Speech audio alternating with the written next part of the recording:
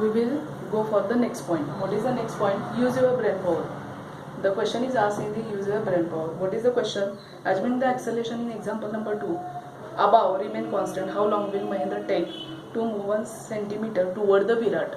आता वरच्याच quantity example 2 मध्ये लक्षात घ्या आणि महेंद्रला किती वेळ लागेल विराटकडे जाण्यासाठी?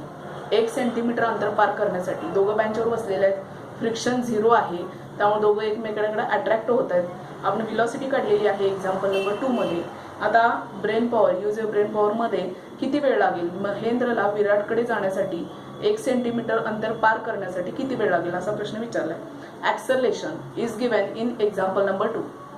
Then write down, use your brain power, then given quantities. Always when example is asked in your exam, write down the given quantities, write down what to find out, and then write down which formula you should use. कोणता formula तुम्हाला वापरावा लागेल. जेव्हा तुम्ही given लिहिता, to find out लिहिता, काय काढायचं आहे ते लिहिता, तेव्हा तुमच्या आपोआप लक्षात येते की कुठला फॉर्म्युला वापरला पाहिजे. Then A. Acceleration is given 5.34 into 10 raised to -9 metre per second square. युनिटकडे पण लक्ष द्या. ॲक्सेलरेशनची युनिट आहे metre per second square. U is equal to 0 म्हणजे काय? इनिशियल व्हेलॉसिटी ऑफ महेंद्र काय आहे? 0 आहे. देन डिस्टन्स, यस डिस्टन्स दिलेला आहे यूज युअर ब्रेन पॉवर मध्ये की काय 1 सेंटीमीटर जाण्यासाठी किती वेळ लागेल. Then distance 1 centimetre 1 into 10 raised to -2 centimetre. To find out, what to find out, how long it will take, किती वेळ लागेल महेंद्रला विराटकडे जाण्यासाठी 1 सेंटीमीटर अंतर पार करण्यासाठी किती वेळ लागेल. Then how long that is time, T is equal to question mark. Solution using, आता लक्षात घ्या काय काय दिलेलं आहे तुम्हाला? Distance, acceleration, initial velocity. आता ह्या ज्या क्वांटिटी दिलेल्या आहेत you have to definitely use the Newton's equations of motion. मी अनेकदा सांगते व्हिडिओमध्ये न्यूटन्स इक्वेशन्स ऑफ मोशन ह्या टॉपिकमध्ये दिलेले नाहीत. We have learn all this quantity in 9th standard. So read these topics again. Newton's equations of motion and Newton's laws of motion हे वेगळे आहेत पूर्णपणे. Newton's equations of motion, there are 3 equations of motion. First equation of motion v is equal to u plus at. Second equation of motion s is equal to ut plus half at square. Third equation of motion v square is equal to u square plus 2as. where a is the acceleration, then small v म्हणजे लहान v आहे तो is equal to final velocity, small u is equal to initial velocity, t is equal to timing, a is equal to acceleration, s is equal to distance, height or displacement. त्या वस्तूची height असू शकते, वरून खाली पडली तर वस्तू आपण s घेतो. डिस्टन्स म्हणजे किती अंतर पार केलं त्या वस्तूनं तेव्हा आपण काय घेतो? डिस्टन्स घेतो. देन आता इथं लक्षात घ्या, I have done the conversion. 1 centimeter you have to convert in meter, then and then you will come to the correct answer, otherwise it will be wrong. Why it will be wrong? Convert all quantities in SI unit. If all the quantities are given in CGS unit, then convert it into CGS unit. जर CGS मध्ये दिला असेल तर CGS मध्ये convert करा आणि SI मध्ये दिला असेल तर SI युनिट मध्ये कन्वर्जन इसेन्शियल आहे, इम्पॉर्टंट आहे. Look at this, metre per second square. Metre आलेला आहे म्हणजे इथं काय आहे? SI युनिट आहे. यू हॅव टू हे सेंटीमीटर आहे म्हणजे हे कशामध्ये करायला पाहिजे? मीटरमध्ये. 1 centimetre is equal to 1 into 10 raised to -2 metre. How long, किती वेळ लागेल? You have to find out the timing. Then solution using Newton second equation of motion. Use a Newton second equation of motion. s is equal to ut plus half at square. Initial velocity is 0. Put the value, you will get s is equal to 0 plus half at square. Therefore s is equal to half at square. You have to find the value of T. टीची value काढायची आहे तुम्हाला, त्यामुळे हा 2 डिवाइडला आहे तो मल्टिप्लायला जाणार. 2s upon a. You will get t square is equal to 2s upon a. therefore t, टीची व्हॅल्यू काढायची आहे. Taking square root of this quantity in square root you will get 2s upon a. Now put the values of all quantities.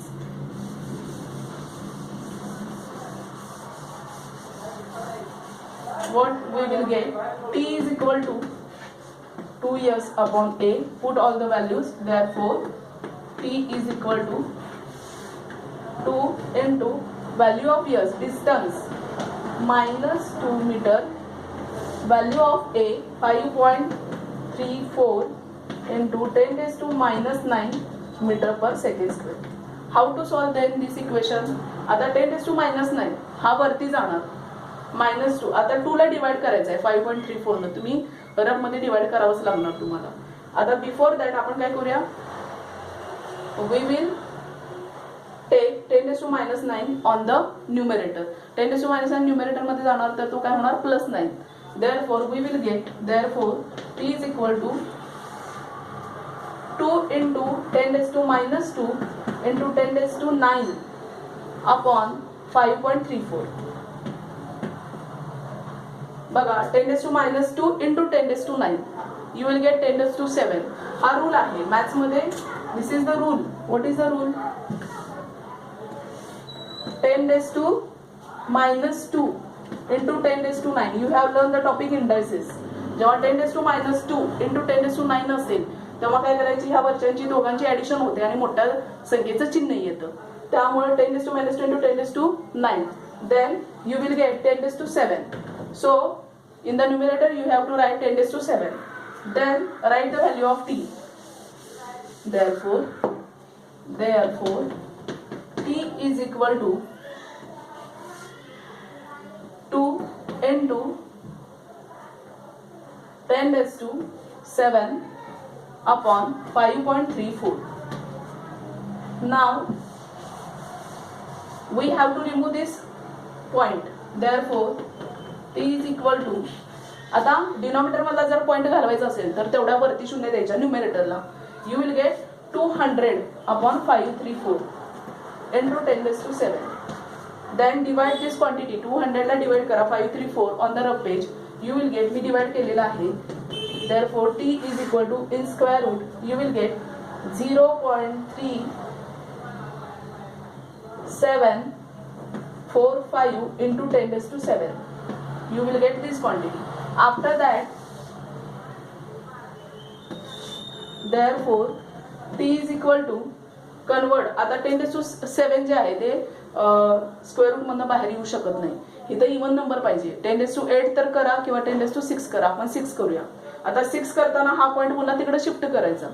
therefore you will get t is equal to 3.745 into 10⁻⁶. t ची value काय येणार आहे, एवढी येणार आहे. Then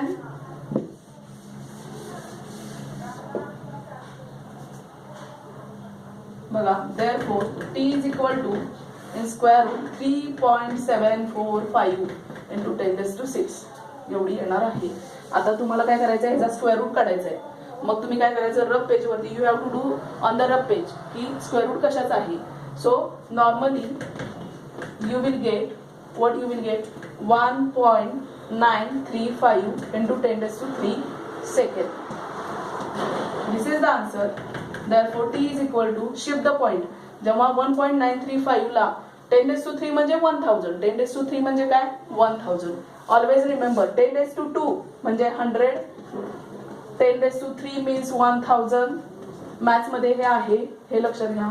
therefore what we will get, 1935 second. एवढे second काय लागणार. Mahendra will require this amount of time, 1935 second. you can also convert it into minute. if you cannot convert it into minute then remain as it is. ते तसंच तुम्ही काय करा, ठेवा. त्याला कन्वर्जन मध्ये जर कन्वर्जन करायचं असेल पुढे तर मिनिट मध्ये तुम्हाला आन्सर येणार 32 मिनिट. 60 ने डिवाइड करायला लागणार ह्याला. You will gate 32 minute 15 second. तर हे दोन्ही आन्सर्स करेक्ट आहेत. If you keep this quantity as it is then also it is right. if you keep this quantity, convert this quantity into minute, this quantity is also correct. always remember 10⁻² is 100, 10⁻³ is equal to 1000. म्हणजे मॅथ्सचा base जर चांगला असेल then and then you can solve the physics problem. आता teacher आम्हाला हे वेळ लागणार exam मध्ये. हो, वेळ लागणार. फास्ट म्हणून प्रॅक्टिस करावी लागणार. 3.745 चा स्क्वेअर रूट आपल्याला कुठेही माहित नाहीये. We don't know. Then rough मध्ये तुम्हाला करून बघावं लागेल. 800 चा किती आहे, 1800 चा किती आहे, मग 16 चा किती आहे, हे पाठच पाहिजे.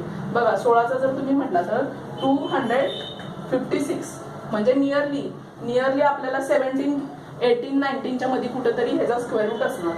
असं तुम्हाला लॉजिक लावावं लागणार आणि त्यानुसार मग पॉइंट देऊन तुम्हाला रफ मध्ये हे करावं लागणार. these quantities are important. now next we will go for do you know. solve this example multiple times.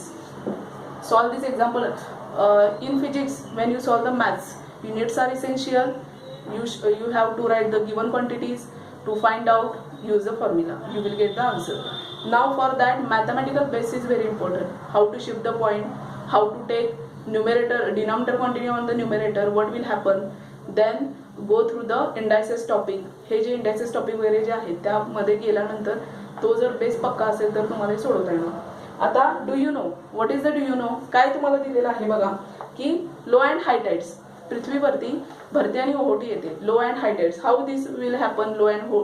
Low and high tides, this is due to moon's gravitational force. You can see one picture. This is earth and you can see this is water.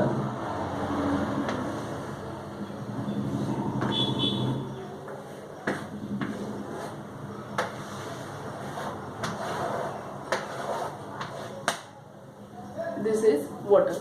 Now you can see here is a moon.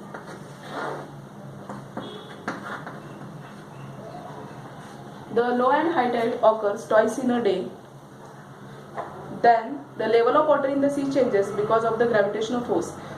The level of water in the sea changes due to gravitational force of the moon. The low and high tides occur due to the moon's gravitational force. Always remember, due to moon's gravitational force. If the question asked in the exam, the low and high tide occurs due to sun, it is the first statement. Then what is the true statement? The low and high tide on the earth occur due to moon's gravitational force. Then you can see high and low tides occur regularly in the sea. The level of the sea water at given location along the seashore increases decreases twice a day. दिवसातून 2 वेळा होते. Water directly under the moon get pulled toward the moon. Water directly pulled, जे पृथ्वीवरती पाणी आहे directly pulled by this moon's gravitational force at a 90 degree angle. आता consider this is the earth, this is the water. हे water आहे, समुद्राचं पाणी आहे, ते काय होते अट्रॅक्ट होते मूनकडं. If you consider 90 degree angle, हा बघा हा डायरेक्ट आहे इथं, लक्षात येते का बघा तुमच्या, हा 90 डिग्री अँगल होते बघा इथं.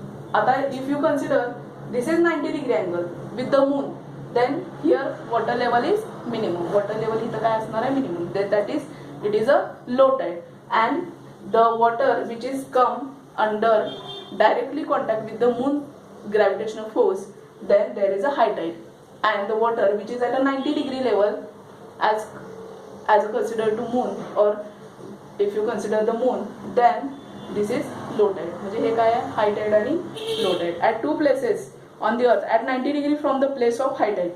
90 degree from the place of high tide, level of water is minimum, low tide occur. इथं काय होणार आहे low tide होणार आहे. हे आपण बघितलं काय तर do you know. Then write a short note on low tide and high tide. असा क्वेश्चन्स तुम्हाला एक्झाममध्ये विचारला जाऊ शकतो. अर्थ ग्रॅव्हिटेशनल फोर्स हा पुढचा पॉईंट आहे, तो आपण पेज नंबर 7 नंतर बघूया.